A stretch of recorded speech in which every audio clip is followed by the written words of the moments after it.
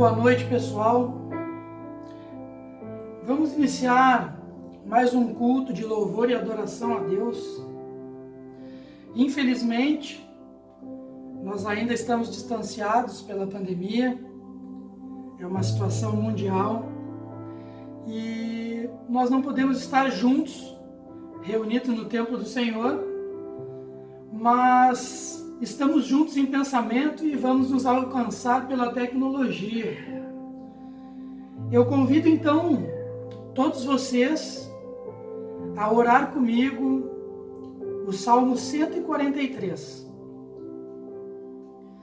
Ó Senhor Deus, ouve a minha oração, escuta o meu pedido, responde-me, pois és fiel e bom. Não julgues a mim, este teu servo, pois ninguém é inocente diante de ti. O meu inimigo me perseguiu até me pegar e me derrotou completamente. Ele me pôs em uma posição escura, e eu sou como aqueles que morreram há muito tempo. Por isso estou quase distinto, e o desespero desperdiça o meu coração. Eu lembro do passado, penso em tudo que tens feito e não esqueço as tuas ações. A ti levanto as mãos em oração, como terra seca, eu tenho sede de ti.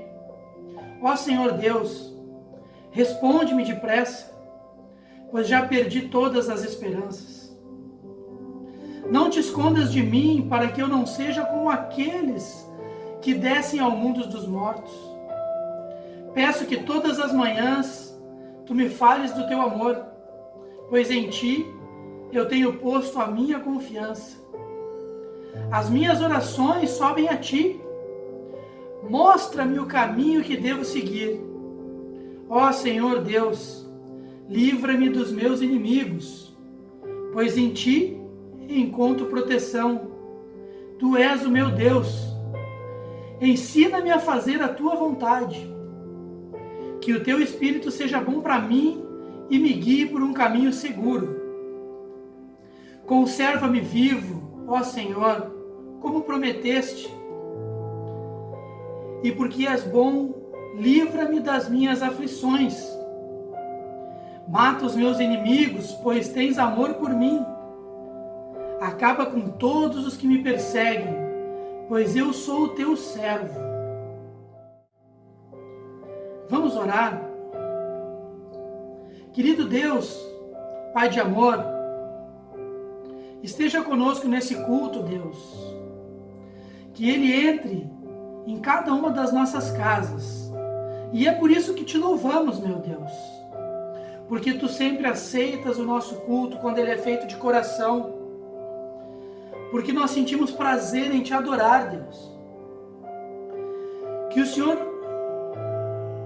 realmente use a todos nós para que levamos as bênçãos do Senhor para as pessoas que necessitam. Pai amado, obrigado porque o Senhor usa todos os Teus filhos para que eles levem amor, para que eles ensinem a adorar, para que eles estejam sempre juntos, fazendo louvores a Ti. Pai amado, Pai querido, nós somos gratos pelo privilégio de poder crer em Ti, pelo privilégio de conhecer esse Teu grande amor. Pai amado, Pai de bondade, nos abençoe a todos e abençoa também o Teu Filho, que vai ministrar a mensagem essa noite. Nós Te amamos, nós Te louvamos e nós Te adoramos. Em nome de Jesus. Obrigado, Deus.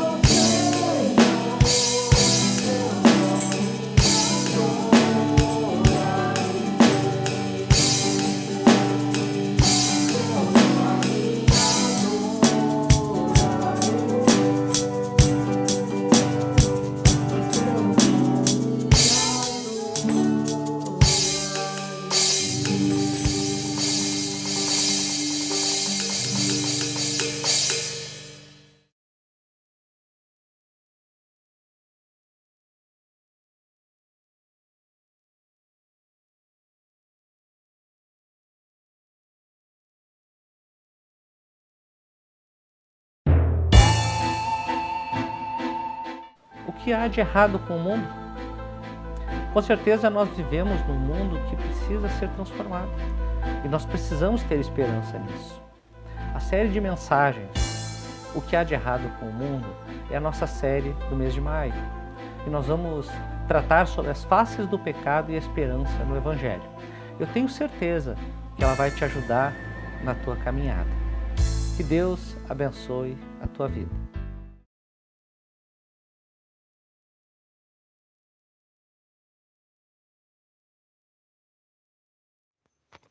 Jeremias 2, versículo 1 ao 8, depois do 20 ao 32. A palavra do Senhor veio a mim. Vá proclamar aos ouvidos de Jerusalém. Eu me lembro de sua fidelidade quando você era jovem. Como noiva, você me amava e me seguia pelo deserto, por uma terra não semeada. Israel era santo para o Senhor, os primeiros frutos de sua colheita. Todos os que o devoravam eram considerados culpados, e a desgraça os alcançava, declara o Senhor. Ouçam a palavra do Senhor, ó comunidade de Jacó, todos os clãs da comunidade de Israel. Assim diz o Senhor: que falta os seus antepassados encontrar em mim, para que me deixassem e se afastassem de mim? Eles seguiram ídolos sem valor, tornando-se eles próprios sem valor. Sim, há muito tempo eu quebrei o seu jugo e despedacei as correias que o prendiam. Mas você disse: eu não servirei. Ao contrário, em todo monte elevado e debaixo de toda árvore verdejante, você se deitava como uma prostituta. Eu a plantei como uma videira seleta, de semente absolutamente pura. Como, então, contra mim se tornou uma videira degenerada e selvagem? Mesmo que você se lave com toda a soda e com muito sabão, a mancha da sua iniquidade permanecerá diante de mim, diz o soberano Senhor. Como você pode dizer que não está contaminada e que não correu atrás dos Baalins? Reveja o seu procedimento no vale e considere o que você tem feito. Você é como uma camela jovem e arisca, que corre para todos os lados, como uma jumenta selvagem habituada ao deserto, cheirando o vento em seu desejo. Quem é capaz de controlá-la quando está no cio? Os machos que a procuram não precisam se cansar, porque logo encontrarão a que está no meio do cio. Não deixe que seus pés se esfolem, nem que a sua garganta fique seca. Mas você disse: não adianta. Eu amo os deuses estrangeiros e continuarei a ir atrás deles. Vocês, desta geração, considerem a palavra do Senhor. Tenho sido um deserto para Israel, uma terra de grandes trevas? Porque o meu povo diz: nós assumimos o controle, não mais viremos a ti? Será que uma jovem se esquece das suas joias ou uma noiva de seus enfeites nupciais? Contudo, o meu povo esqueceu-se de mim por dias sem fim. Esta é a palavra de Deus. Uma das razões pelas quais nós temos problemas em falar sobre o pecado, mesmo que seja necessário, é a existência de coisas no nosso passado que nos faz sentir culpa por eles existirem, principalmente se isso tem a ver com questões morais. Outra questão é que nós somos ensinados pela nossa sociedade que usar a palavra pecado é opressivo ou é sem sentido. Ainda nós temos o costume de, quando falar sobre o pecado, meio que caricaturar ele. Então, uma criança se machuca, você diz: ah, que pecado, se machucou. Ou então, você está vendo o teu jardim e você olha e diz: puxa, que pecado, os insetos comeram as minhas plantas. Perceba o seguinte, que nós não temos um vocabulário apropriado para falar sobre o pecado. Agora, o que nós iremos fazer nesta série, que começou semana passada, é ir para a Bíblia. Porque a Bíblia ela com certeza nos dá um amplo e rico vocabulário sobre o pecado. Ele nos ajuda a entender o pecado de um jeito que a maioria de nós, na nossa sociedade, não consegue. Então, na última semana nós vimos que o pecado é um poder que nos escraviza. Nessa semana nós vamos ver o pecado como uma atração que nos torna idólatras. Então, o texto bíblico que nós lemos agora no começo é uma profecia de Jeremias, onde ele anuncia o declínio espiritual do povo de Deus. Nós podemos dizer aqui que ele destaca duas coisas. Primeiro, a dinâmica de uma atração espiritual. E segundo, ele destaca aqui algo muito importante, que é a dinâmica da restauração espiritual. Então, por um lado, ele destaca que o pecado é algo que nos atrai espiritualmente. E também ele nos diz que é possível nós ser restaurados, ou pelo menos nós podemos nos livrar desta atração, que podemos considerar até como fatal.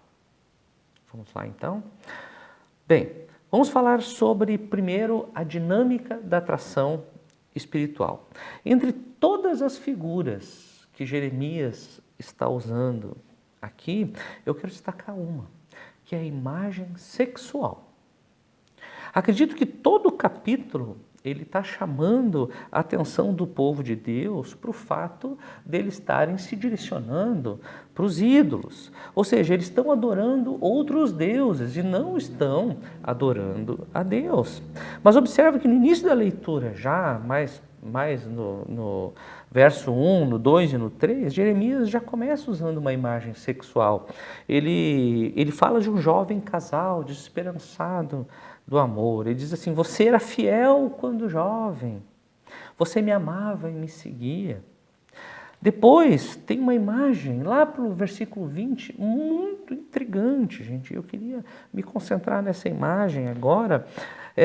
A última frase ela começa assim: em todo alto monte e sob toda árvore verdejante. Perceba o seguinte: em todo monte naquela época havia altares aos Balins, que eram deuses fenícios antigos, e é claro, aconteciam vários rituais lá naqueles montes e debaixo daquelas árvores, inclusive rituais de fertilidade. Mas você imagina que uma frase dessas, em todo o alto monte e sob toda árvore verdejante, você terminaria com algo dizendo assim: eles adoravam aos ídolos. Mas não é isso que é dito. O que é dito aqui é que em toda a alta montanha, embaixo de toda árvore verdejante, você se deitava com alguém. Perceba a força dessa palavra. E eu vou dizer mais, literalmente, a língua hebraica ela traduz algo mais forte ainda. Ela diz assim, que embaixo de toda árvore você abria suas pernas como a copa das árvores se abre. Na língua hebraica é muito interessante, mas parece que os tradutores, por certo, talvez por algum pudor, eles não traduziram dessa maneira. Mas o que Deus está tentando nos dizer aqui é que quando você adora ídolos, quando você adora outros deuses, você está abrindo as pernas para alguém. Agora, por que ele usaria esse tipo de imagem que ele está usando? Será que ele está tentando chamar nossa atenção? Será que ele está querendo apenas nos chocar? Não, gente, por incrível que pareça, Deus está nos ensinando valores aqui, valores. Então perceba o seguinte: por que em grande parte da Bíblia, quando Deus fala em adoração, ele usa imagens sexuais? Por que Deus faria isso? Aqui está o que Deus está fazendo. Ele está dizendo que existe uma atração acontecendo em nível espiritual no seu coração. E essa atração é tão poderosa quanto a atração sexual em nível físico. E pode acontecer a qualquer momento com qualquer um. Ele está dizendo que existe alguma coisa que acontece na sua alma, no mais profundo da sua alma. Você está lidando com uma coisa espiritual, com uma coisa que te atrai espiritualmente. Então, quando você troca Deus por alguma coisa, quando você se coloca diante de alguma coisa mais do que Deus, você está se colocando nos braços dessa coisa ou desse alguém. E você, gente, está se relacionando intimamente com essa coisa. E isso é tão poderoso quanto uma atração física. É algo sexual. Tem mais ainda, ó, algo muito interessante.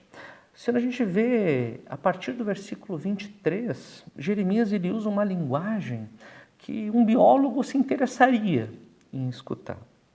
Ele percebe que ele não está falando apenas de um instinto sexual, é algo mais profundo, é algo mais amplo.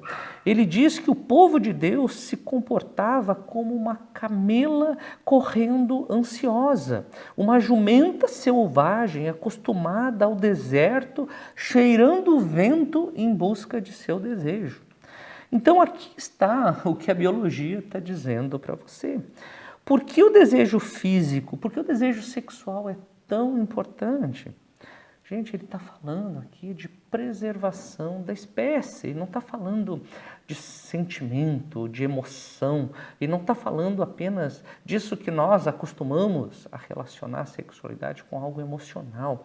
Ele está falando em algo que tem a ver com a preservação da espécie. Ele está dizendo que nós estamos mortos, a menos que encontremos alguém mais.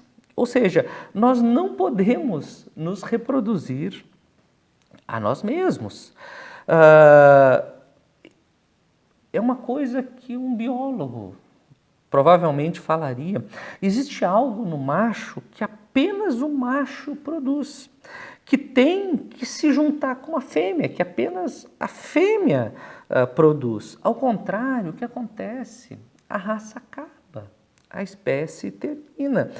Isso parece óbvio, porque não existe nada emocional nos animais, por mais poderosa que seja a atração física. A questão dos animais, esse instinto, ele preserva a espécie. Sabe qual é o problema aqui para nós, quando nós lemos esse texto? Parece que na nossa mente, religião e sexo, eles não combinam, eles são até opostos. Mas se nós unirmos essas coisas, é possível que nós tenhamos uma compreensão muito maior sobre o pecado e sobre aquilo que Jeremias está dizendo. E aqui é o que, no fundo, ele está dizendo, e esse talvez seja o grande ensinamento dessa passagem. Existe no fundo da sua alma um desejo espiritual, que é mais poderoso, inclusive, que esse desejo físico, que é essa atração que nós temos, essa atração sexual por alguém. É isso que significa que você não pode produzir o teu próprio sentido da vida. Assim como o animal vai atrás de outro, procurando algo que sustente a sua vida, nós também temos um desejo espiritual por algo, então nós vamos atrás de algo para manter, para dar sentido para a nossa vida, porque nós não podemos produzir o nosso sentido, nós não conseguimos produzir a nossa própria dignidade, nós não conseguimos produzir a nossa segurança.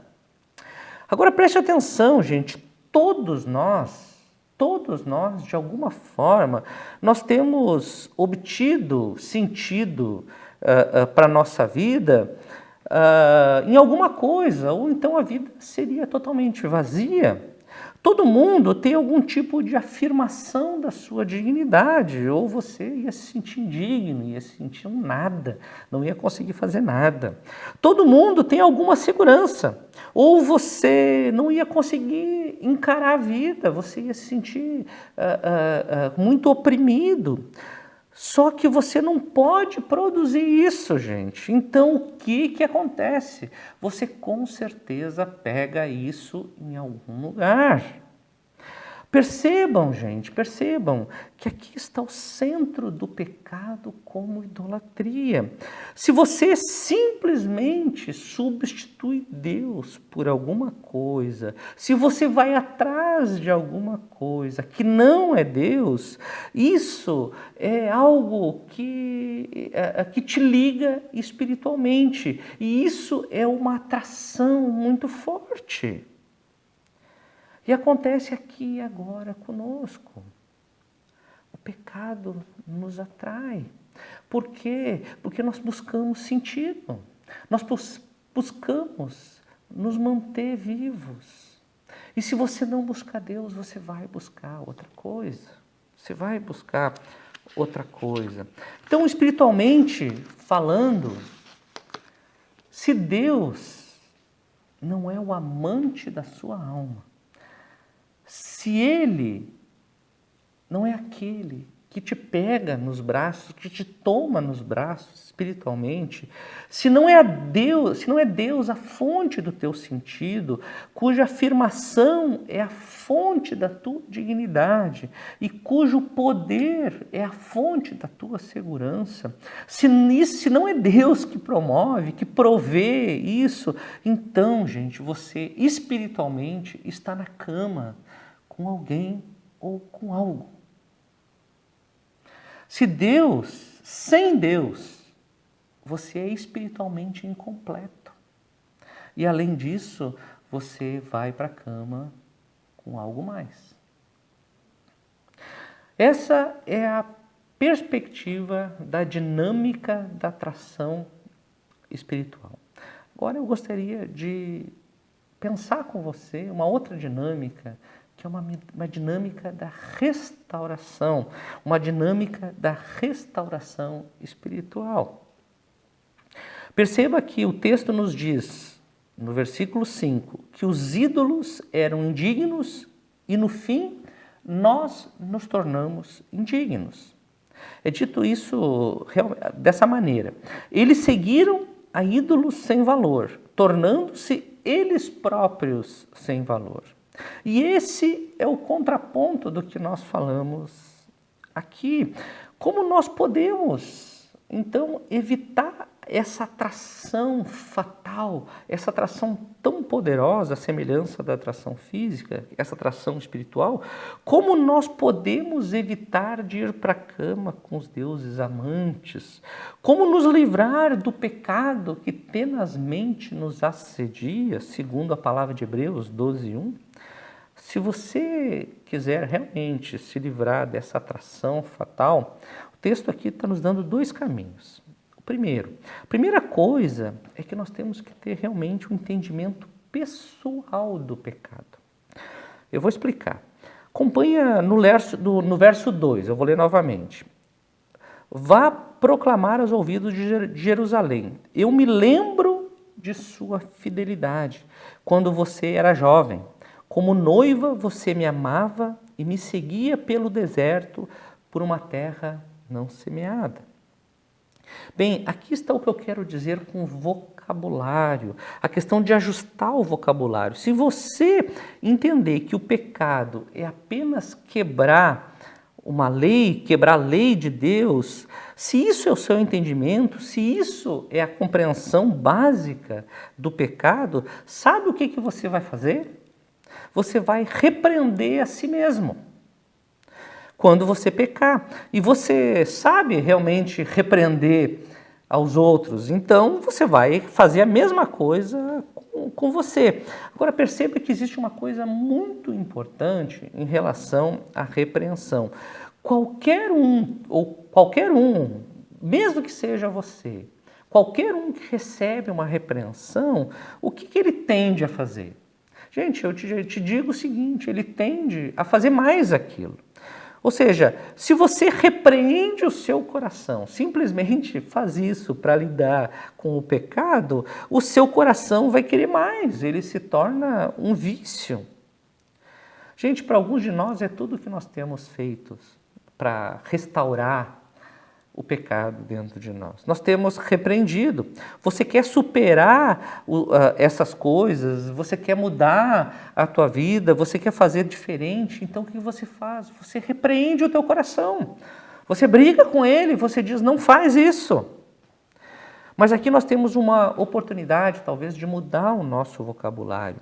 Talvez enriquecer o nosso vocabulário, porque aqui está o que o texto está falando. O pecado, gente, ele não quebra simplesmente o seu coração. O pecado não tem a ver necessariamente com o teu coração. Mais do que isso, o pecado ele tem a ver com o coração de Deus. O pecado, ele quebra o coração de Deus. Uma das melhores imagens para retratar isso é o divórcio.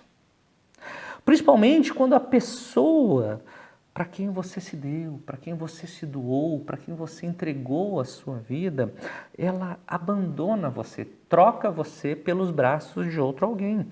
Sem dúvida, é um sofrimento terrível, e eu sei que várias pessoas que me ouvem aqui já passaram por essa experiência ou acompanharam quem de alguma forma já passou por esse tipo de experiência. Mas você sabe o que nós estamos aprendendo aqui? É que é isso que Deus sente.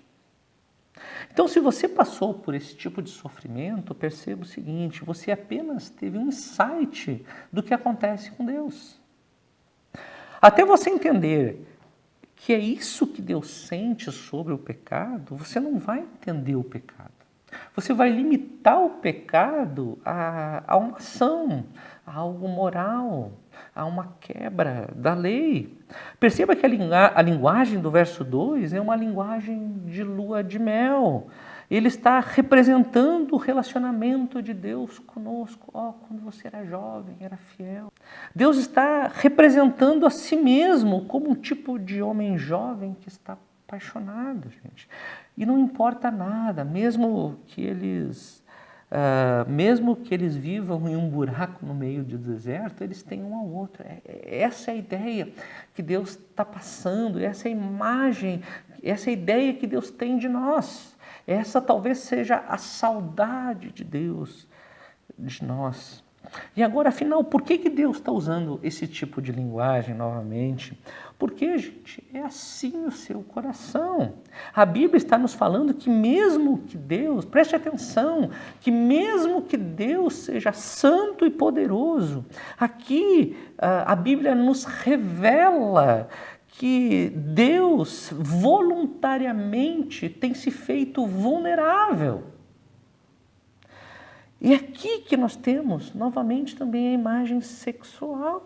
Ele se faz vulnerável para nós, ele se importa conosco, ele amarrou o seu coração ao nosso coração. Em certo sentido, ele deu o seu coração para nós, ele se entregou a nós como um amante extremamente, intensamente apaixonado. E quando nós vivemos por alguma coisa mais do que Deus, nós estamos fazendo a Ele muito mais do que as pessoas têm feito quando abandonam o seu cônjuge. Perceba aqui, você não está apenas quebrando a lei de Deus, você está quebrando o seu coração. Você está cravando uma faca no coração de Deus, quando, por qualquer forma, você não coloca Deus no centro. Por quê, gente? Porque Deus já colocou você no centro da vida dele. Deus, ele não tira os olhos de nós, ele não desfoca de nós. Nós somos o centro da vida dele e ele quer que nós coloquemos ele no centro da vida. Deus aqui não está sendo possessivo, gente. Ele está sendo protetor. Ele sabe que os deuses são indignos, que os falsos deuses, eles te maltratam. E eles te conduzem para uma vida que não é a vida que você foi criado para ser. Perceba isso. Creia nisso, é isso que a Bíblia está revelando para nós. A Bíblia está mostrando para nós quem nós somos. E aquilo que Deus tem feito feito para restabelecer essa unidade conosco, este amor apaixonado. Você entende o pecado, gente, dessa maneira? Perceba que, então, que não é quebrar uma regra, quebrar um mandamento, quebrar um relacionamento. Isso é a condição de todos nós. Por isso, gente, que nós precisamos de um Salvador. Porque o pecado não é simplesmente você cometer um ato ilícito. O pecado é algo que está no teu interior e acontece cada vez que você desloca Deus do centro da tua vida. E isso, gente, quebra o coração de Deus. Perceba, nós precisamos de um Salvador. Nós precisamos de alguém que faça por nós aquilo que nós não conseguimos fazer por nós mesmos. Nós precisamos do Messias. Nós precisamos de Jesus Cristo. Ele voluntariamente veio até nós e fez com que essa reconexão fosse possível. E é possível agora uma nova realidade acontecer na nossa vida. Então, o que você tem que se dar conta, gente, o que você tem que se dar conta é o que Deus fez por você. Ele deu o seu coração. Se você sabe que Ele é infinitamente mais poderoso que nós somos, se você sabe que Ele é infinitamente mais amoroso que nós somos, se Ele é infinitamente mais sábio que nós somos, isso quer dizer que Ele sofreu infinitamente mais do que nós podemos sofrer. Eu sei de pessoas que experimentaram vários tipos de rejeição e como eles ficaram devastados, pois Deus está dizendo que Ele passa por algo infinitamente maior que a pior experiência de que você possa passar. Enquanto você não souber como Deus nos vê, enquanto você não souber como Deus nos ama, enquanto você não perceber como Deus nos cuida e nos zela, a sua visão de pecado, ela não vai mudar o teu coração, ela não vai transformar você. Então a primeira coisa que você tem que se fazer para se livrar da atração fatal do pecado é compreender o pecado como algo que afeta diretamente o coração de Deus, como algo que tem a ver com um relacionamento que é quebrado e que precisa ser restabelecido. Mas então nós temos ainda um segundo caminho que o texto nos aponta para nos livrar dessa atração fatal, dessa atração espiritual que é semelhante a uma atração física. E eu quero fazer disso a minha conclusão. Se olhe no espelho. Essa é a dica desse texto. Perceba no verso 32. Ele fala de uma donzela que esqueceu as suas joias ou de uma noiva que esqueceu os ornamentos de casamento. Ele diz assim: será que uma jovem se esquece das suas joias ou uma noiva de seus enfeites nupciais? Contudo, meu povo esqueceu-se de mim por dias sem fim. Uma pergunta básica: qual é a função dos enfeites de casamento? Noivas, gente, no dia do seu casamento, elas querem estar perfeitas. Não importa se você não é perfeita, no dia do casamento você quer estar com tudo no tamanho certo, você quer estar com o peso adequado, você não quer ter falhas na aparência. Então, gente, essa é a razão dos enfeites, do vestido, dos ornamentos de casamento. Eles tornam perfeito o que é imperfeito. Mas algo, gente, que eu nunca vi em todos esses anos que eu fiz casamento,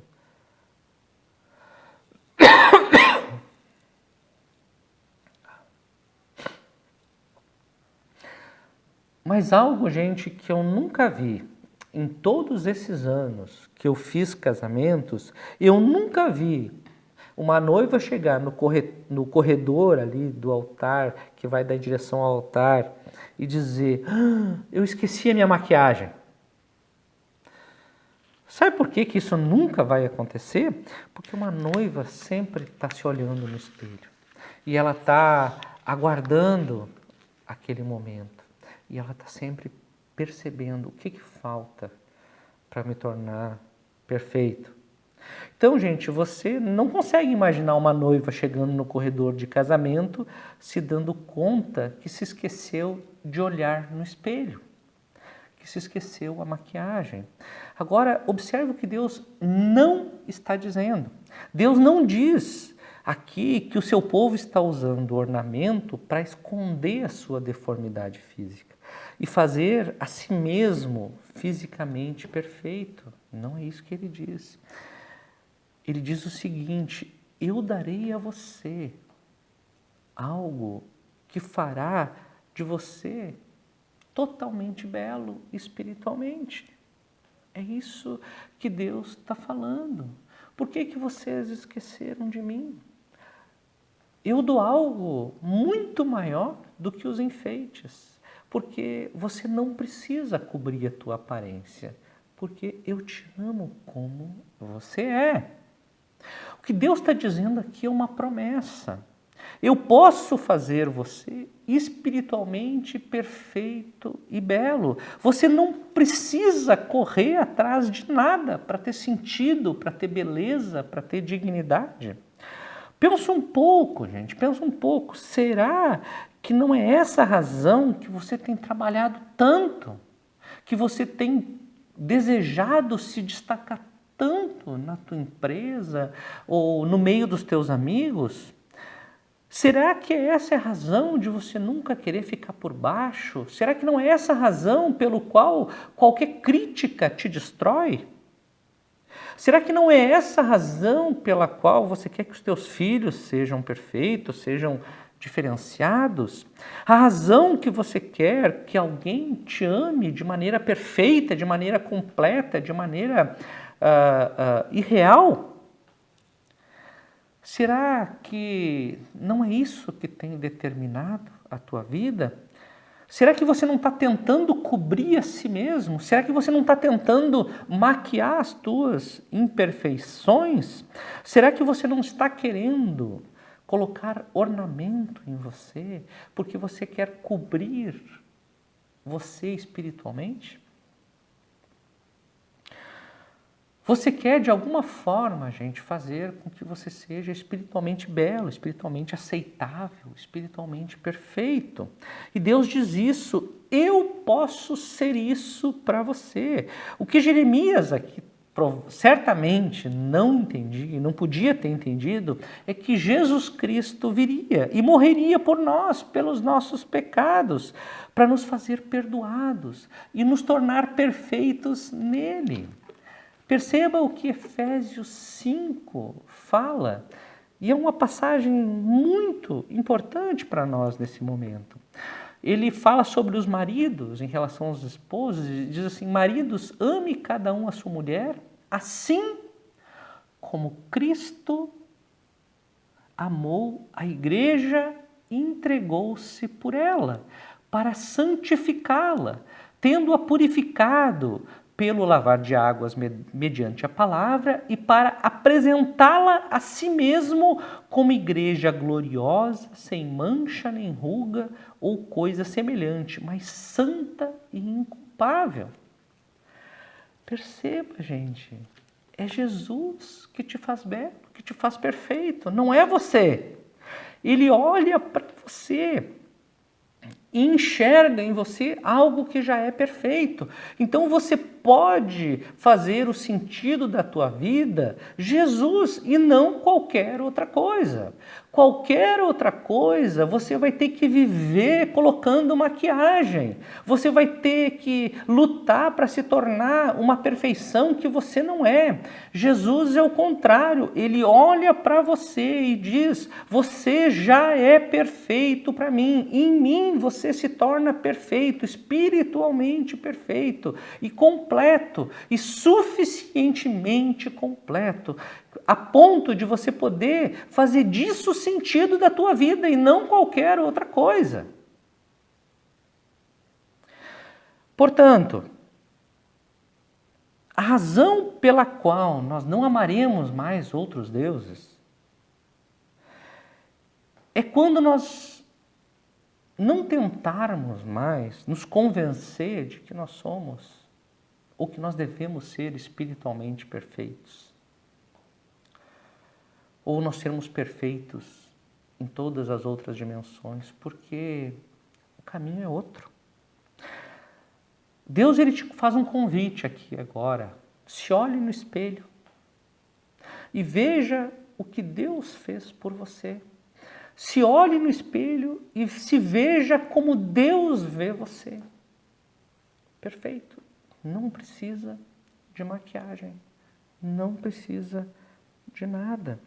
Porque Deus ele vai dizer assim, ó, quando eu olho para você, eu olho o que o meu filho fez por você. Ele te amou até o fim. Ele pagou um preço por amor voluntário, amor sacrificial. Isso é o Evangelho. É o anúncio do amor de Deus que salva, que restaura, que restabelece a nossa dignidade, o sentido da nossa vida, o nosso propósito de vida e o nosso destino. Finalmente, abandonar o pecado que tão fortemente nos atrai e que se configura como idolatria na nossa vida, significa entrar em uma jornada cuja principal experiência é aceitar o amor de Deus. Isso é muito mais do que um convite. É uma necessidade vital. Vamos fazer esse o nosso caminho? Vamos orar. Pai de amor, Tu tens olhado para nós de uma maneira perfeita. Apesar do pecado ser algo tão forte que nos atrai de maneira tão intensa e que nos seduz e que tantas vezes nós caímos, nós queremos dizer aqui, Senhor, que não queremos viver longe de Ti e compreendemos toda a Tua dor e todo o Teu sacrifício por nós. Nós aqui, em nome de Jesus, queremos aceitar esse sacrifício. Queremos depositar a nossa vida toda cheia de imperfeições diante de Ti. Ó Deus, nos conduz para um novo e vivo caminho, através de Cristo. Queremos experimentar toda essa Tua paixão, todo esse Teu amor, todo esse Teu desejo por nós. Não queremos mais Te abandonar. Nos conduz, Senhor, em Cristo, nessa jornada de aprendizado, Senhor, onde nós podemos a cada dia ir abandonando os nossos deuses, nossas idolatrias e nos fazendo, Senhor, dominar por Ti, um Deus poderoso e amoroso, que voluntariamente se fez vulnerável por nós. Obrigado, Deus, por isso e por tudo mais que Tu representa na nossa vida. Em nome de Jesus. Amém.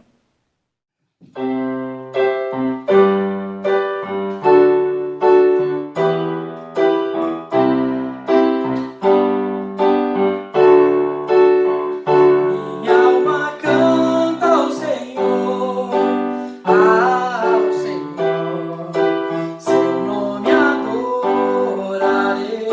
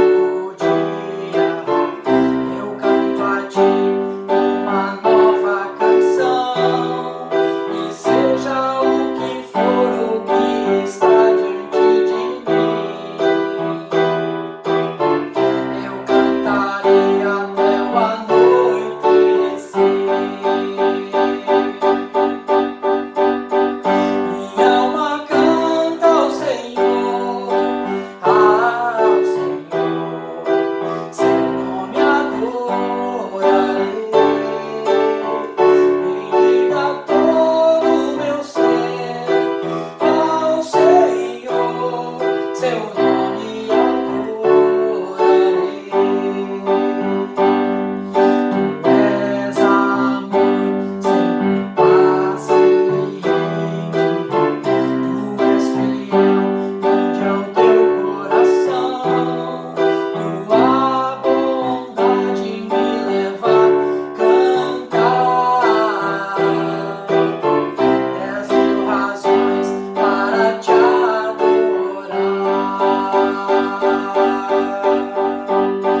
Minha alma canta ao Senhor,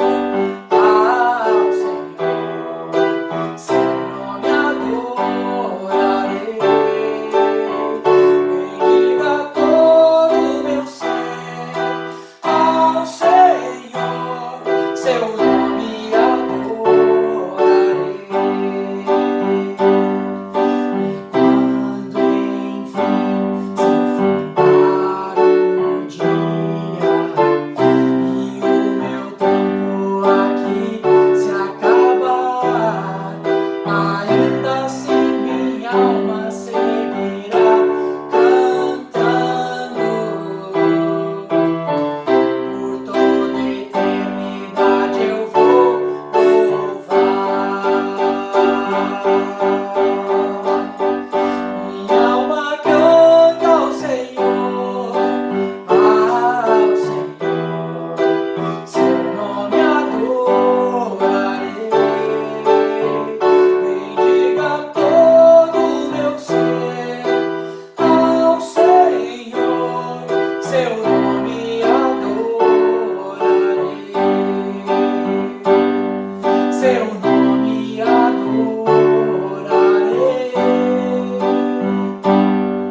Seu nome adorarei.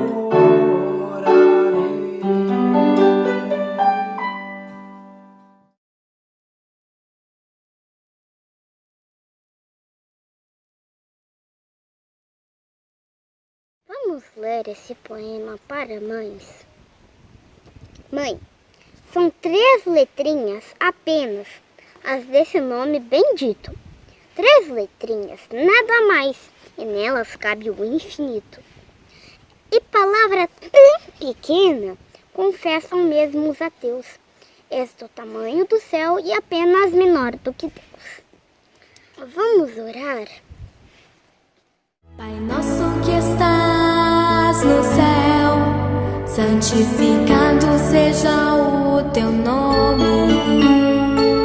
Venha o teu reino na vida de cada mamãe. O pão de cada dia não deixes faltar, Senhor.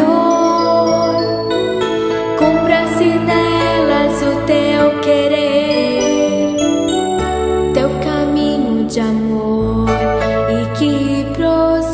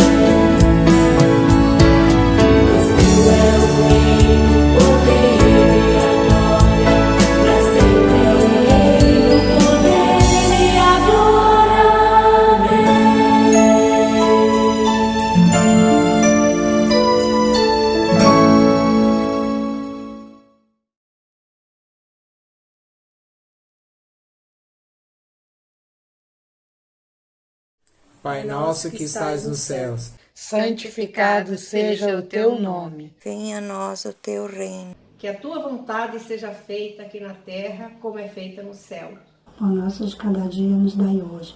Perdoa as nossas dívidas, assim como nós perdoamos os nossos devedores. E não nos deixeis cair em tentação, mas livra-nos do mal. Pois o teu é o reino, O poder e a glória para sempre. Amém.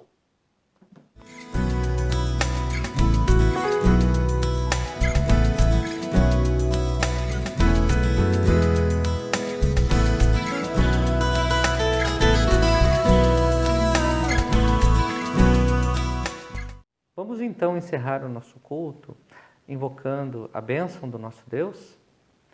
Que o Senhor te abençoe e te guarde, que o Senhor faça resplandecer o seu rosto sobre ti, tenha misericórdia de ti e te dê a paz.